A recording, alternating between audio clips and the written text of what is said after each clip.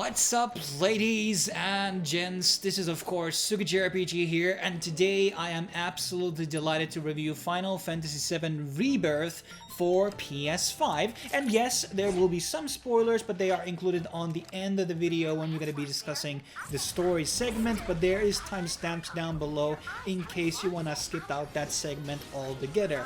Well, let's get started with one of the questions that a lot of people may have, which is, do I need to play FF7 Remake in order to play Rebirth? And the answer is that Rebirth does come along with recap feature, which basically tells you the story so far, similar what Square did with the Kingdom Hearts games. And especially if you have already played out the very original Final Fantasy VII, it's not actually an actual must, because a lot of the macro, story plots really take place in this second game and on the third game. The first game is really only about character development and how the characters basically meet each other. But if you really think about it on a macro scale, not really that many pivotal big moments actually happen in the first game. But obviously it's still recommended because you get accustomed to the mechanics, and also you get a save bonus that you can bring over to Rebirth. And I also do kind of recommend playing Crisis Reunion. That will help you to kind of understand the Zack's part of the story. And also there's Ever Crisis, which will give you a bit of insight to one of the more hidden characters that are being introduced in Rebirth as well. So those two games would be also kind of supplementary to this game. Now, in terms of the things that also should probably be discussed here before we go into the new aspects, obviously there's two different performance modes. There's the graphics modes, and then there's the performance mode. The graphics modes is not at 60 FPS, and it makes the graphics look better.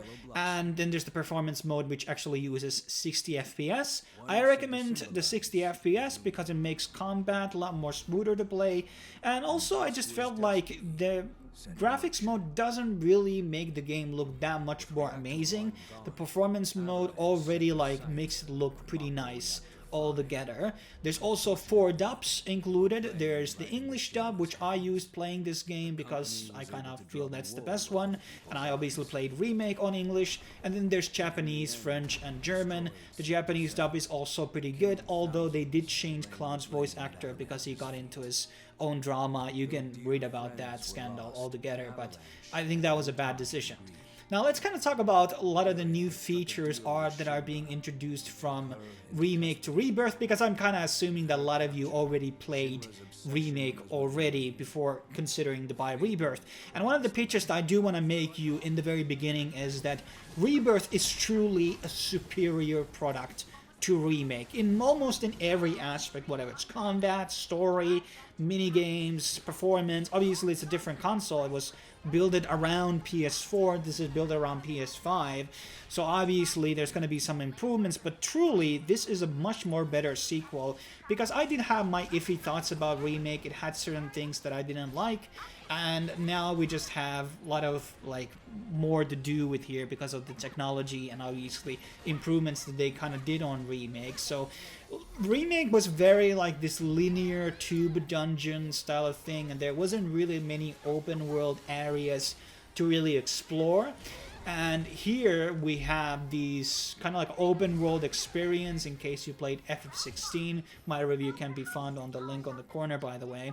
And so it's a lot more like 16. There are these big areas which are called regions, where you're basically able to do the main quests. Obviously there's a bunch of side quests, puzzles, collectibles, and craftable items that you can collect on these regions, and they are pretty vast. There are a lot of things to do, and there's also a lot of variety. This is not like playing Diablo 4 or something where it starts to feel very repetitive after a while. I mean, the combat does improve and change a bit down the line. I mean, there's new things that will become available to you, but there's just a lot of variety in terms of the mini games, which kind of take away from that potential burnout that you may have with certain games where you just get really tired of the combat or the general gameplay loop. And that's where Final Fantasy VII Rebirth is really excellent, because it has these mini game moments inside the story and that exploration aspect, which kind of takes you away from the combat.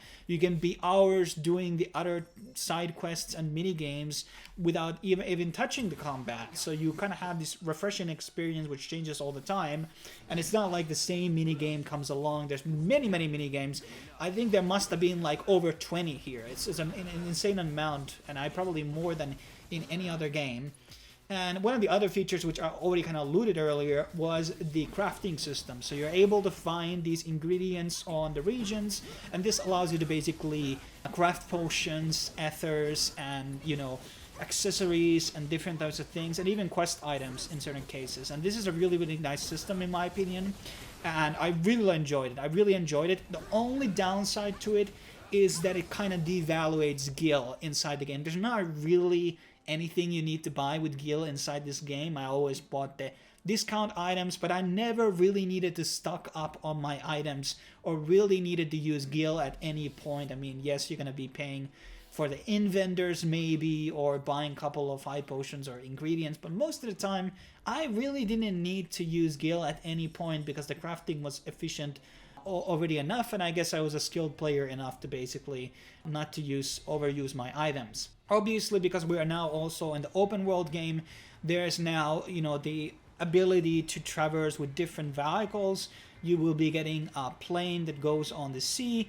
At one point you will be getting obviously buggy, which is the car from the original game, and then there's chocobos, and chocobos will be different from every region. Some can climb walls, some can fly, some can run, and there's different capabilities that these chocobos will basically have depending on the region they are at.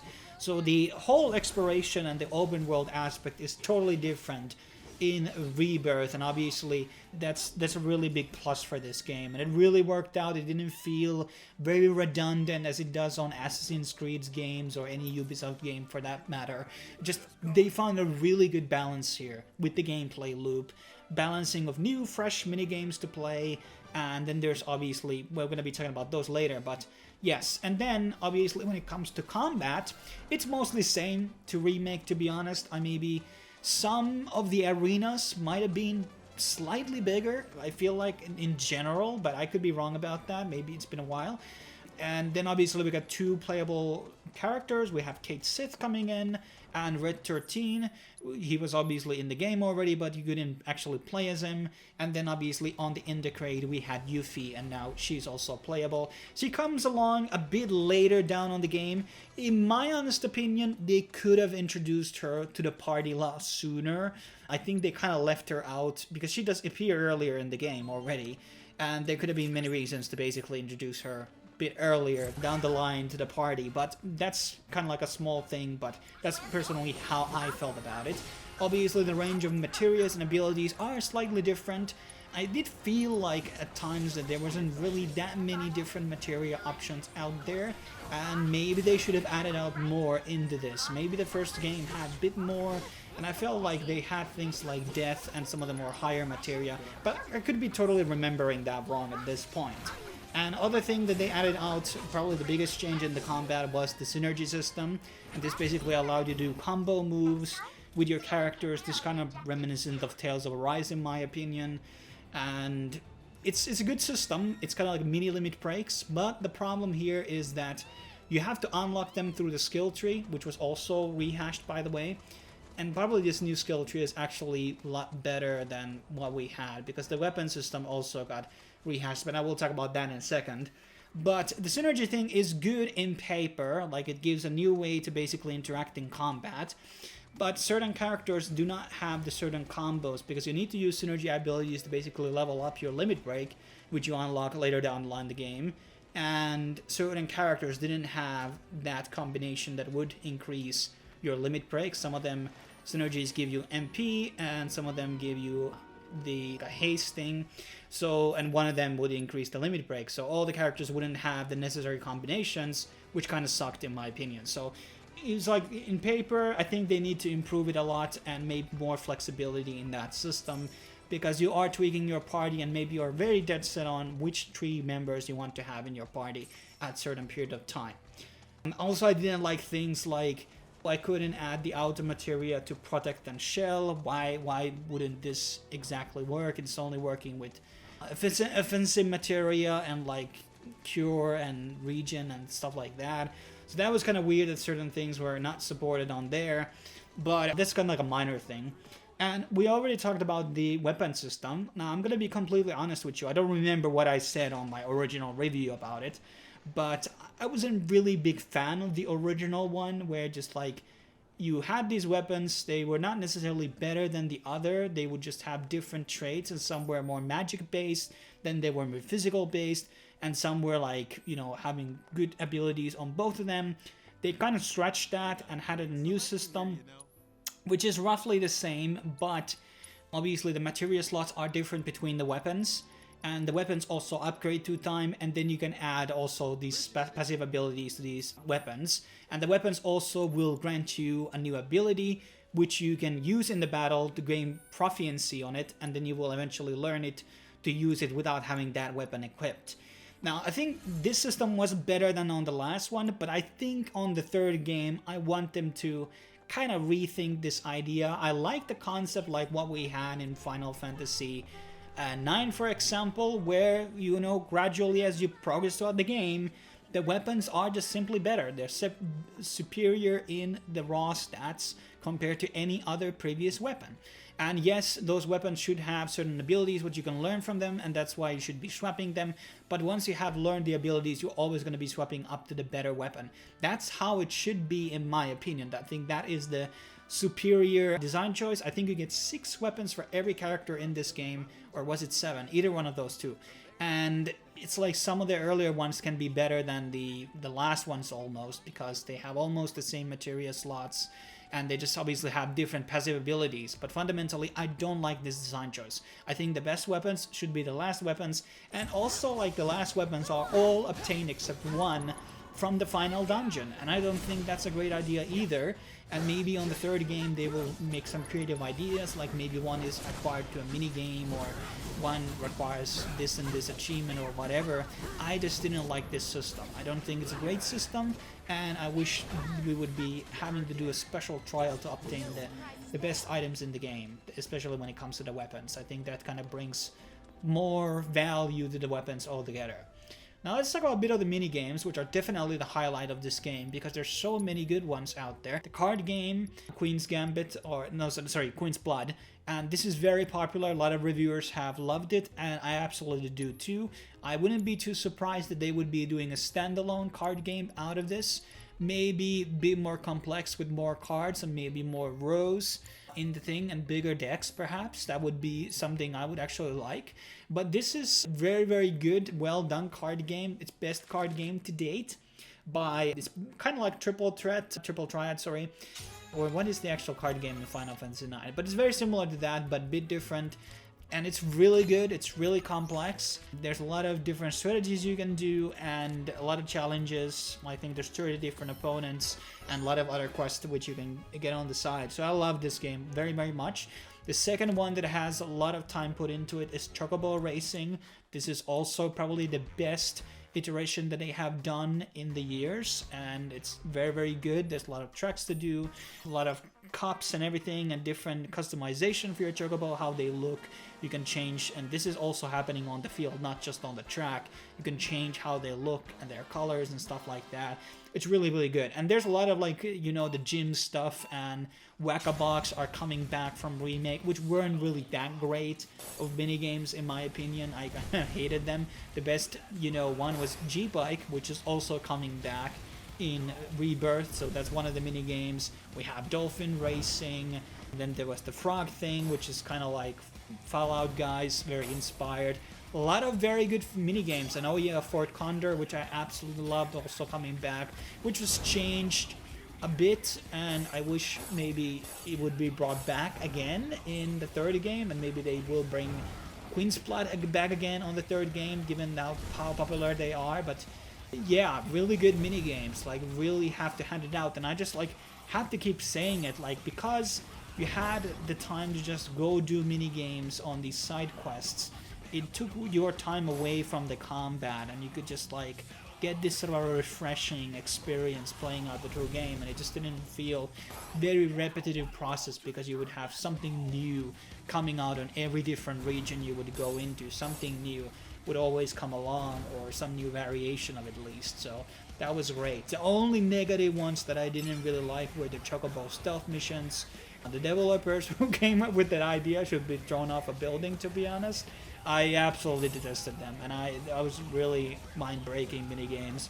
And then there were a couple of the other ones, like the boxing thing. I just didn't like how they designed it. It was lame. I'm sorry, it was lame. But some people probably like it. But yeah, there's a couple of bad eggs, but 90% of the minigames really, really good.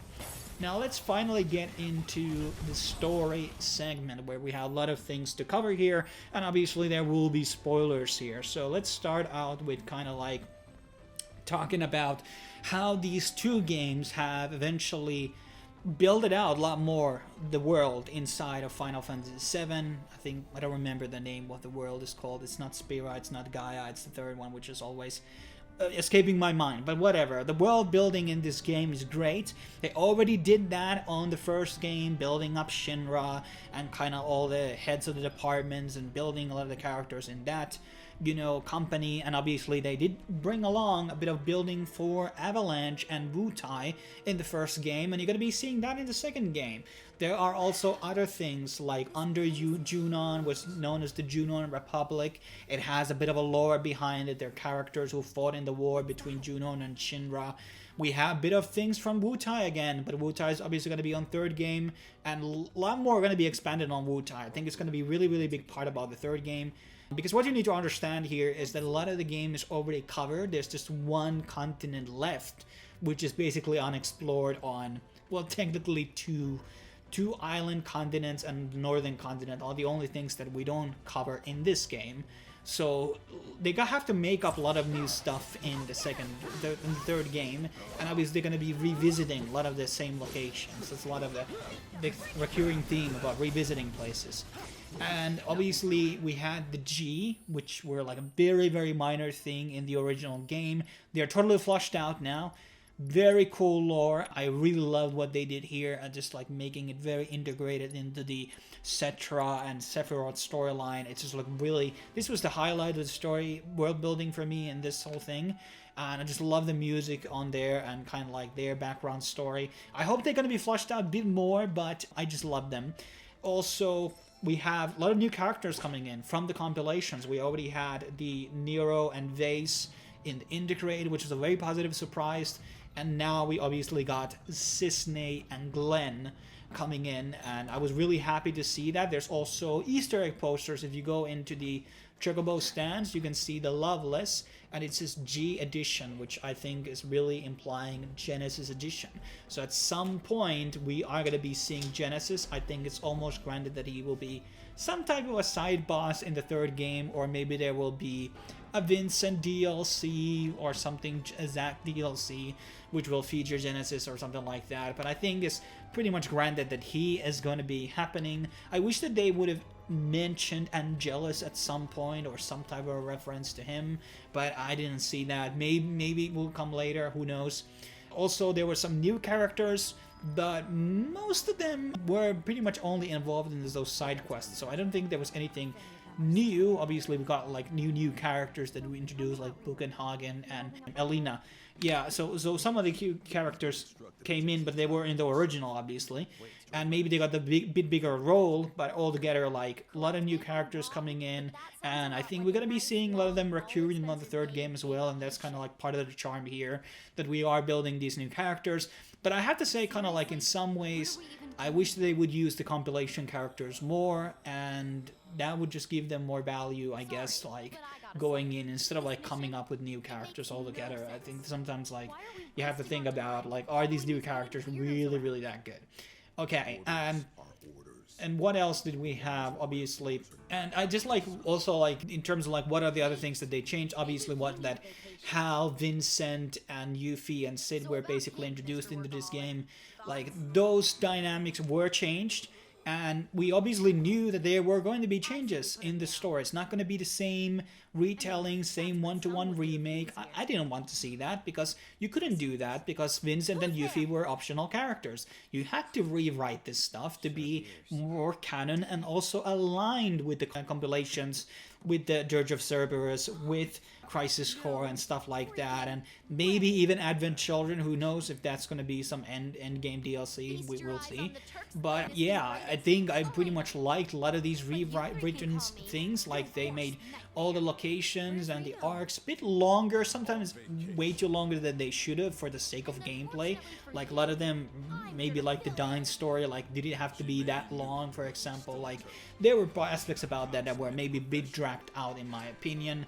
And maybe there were things that were done worsely, like maybe the ending, obviously, of this game. The giant serpent was not more cooler in the original game, because it was in the field and you were like escaping it from in the sand and everything, like, or was it the marsh or whatever, and then when you actually enter that, you can file it impaled by Sephiroth, and it's kind of like a shocking moment, like, wow, Sephiroth killed this like giant snake. So it was kind of like a big foreshadowing here. I really like that aspect in that original game. Here it was kind of similar, but it was done kind of weirdly. I wasn't like too big fan of it.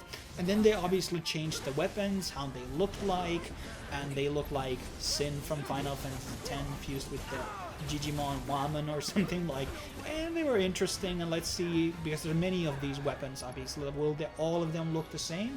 We will have to see. And like my closing thought about the story, I think it was really good. I'm not a big fan of this multiverse, multiple timeline stuff, and maybe there will be less of that in the third game. It will be just the ending, and yeah, the Whispers will fuck around and do their stuff, but mostly it will be just like going up and building up to that final conclusion for the final fight, Sephiroth against the party. Now, I wasn't a very big fan of Sephiroth. Everything that they did with him on the storyline, I think, has been an L. Him just like having this weird corporeal form manifesting inside other people or mind controlling other people. It's too Shyamalan to my taste. It's like kind of random. Is he physical form?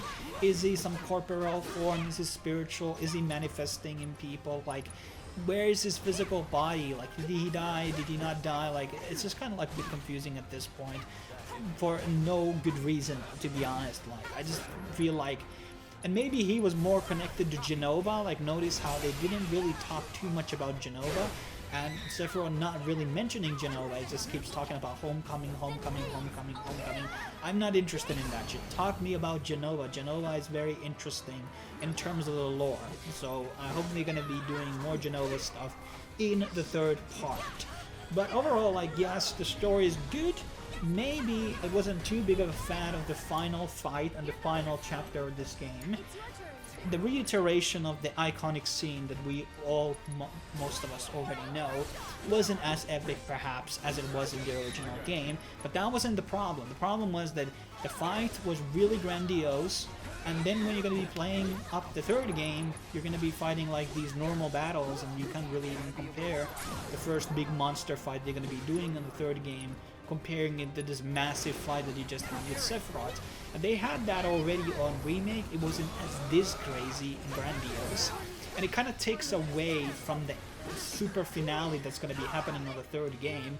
So I kind of wish that we wouldn't have even fought Sephiroth in this last chapter. It would have been fighting with Genova, and then there would have been a small duel with Sephiroth, which would have been interrupted, or he would have just left like in a cool fashion, or would have wrecked the party and left or something like that. I just didn't like this direction here, what basically went down on this final chapter, and it was poorly designed in other ways also, which I will talk about, I guess, on my closing thoughts. But I mean, I really like these story changes. I mean, I like the fleshing out of the characters. Most of them have now bigger background stories, Yuffie with Sonon, and how Red was captured, and showing out the Barrett flashbacks. A lot of that good stuff, like this good stuff, good content there.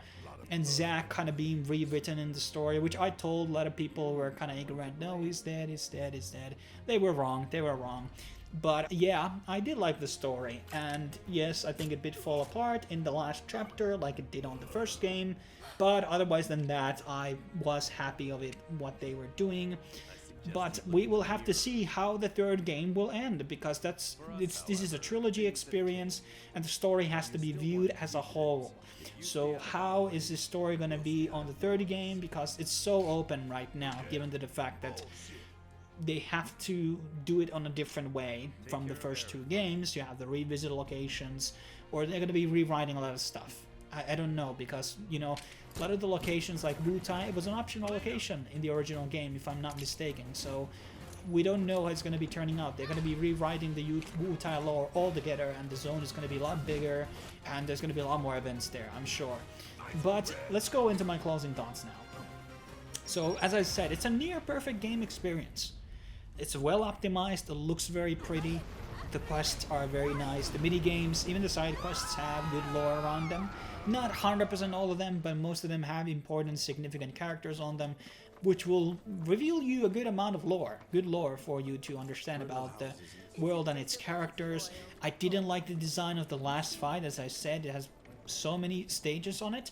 You can't reset it properly by changing your difficulty, and you can't skip any of the cutscenes in the last fight. It's like super tedious, super long, and if you die, you have to like start very much over, almost from the beginning. It was like really shit show. Also, I kind of wish that these alternative costumes would have been already a thing from the get-go of the game. In New Game Plus, you get to change to the beach wear and some of the other outfits, but I wish that they wouldn't have done that. They would have just like added out that stuff on the beginning of the game to change our costumes. Obviously in the cinematics it has to be normal.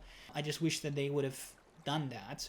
And also I have to say the soundtrack was amazing, and the revisions of them, there was good voice acting, no problems there whatsoever, and it's a superior product to remake in almost every fashion. It's like I didn't have much of an expectation going in, and I didn't have the best experience with the demo either, but all of that changed. Maybe there's some difficulty issues here, adjusting the difficulty, because I was very over-leveled. I had the best items and everything, and I was still like getting shit faced by some of these bosses because they had some like one-shot kill fucking moves, which were really annoying in the game like this, where you have to, when you're left without 1 HP, you have to get your bar up and you have to engage the enemy most of the time, and then they will one-shot you after that. So it's kind of like a paradoxical position, unless you have the materia on, which basically gives you free item uses. But yeah, and there's obviously side bosses and things like that, and there's like the treasure quest stuff, which I actually didn't. The pirate thing was very underwhelming. I wish that they would have done like some cool boss on it or something like that, but that was a big failure in my view. But yes, very good game. Top 3 Final Fantasy games, not good as 10 for me, but I have to position it like the 3rd best game in the Final Fantasy series so far. But once again, it's a trilogy experience, and it's hard for me to review it without playing all the 3 games, because it's a compilation for me, ultimately, because I'm a very story-oriented guy, so I need to see the whole thing. So many things are still left out, and obviously my favorite character is Vincent, and I want to play Vincent, I want to play Sid, and those are going to be playable in the 3rd game, and we will see how it pans out. But thanks for watching, guys. Stay tuned for more reviews, obviously, on the channel, and we're going to be having some mod videos also coming out for other Final Fantasy fans out there, so make sure to subscribe and like, and leave your comments down below. What is your view about the game and the story, obviously, and you can leave your spoiler marks also down below. But until then, I will be seeing you guys next video.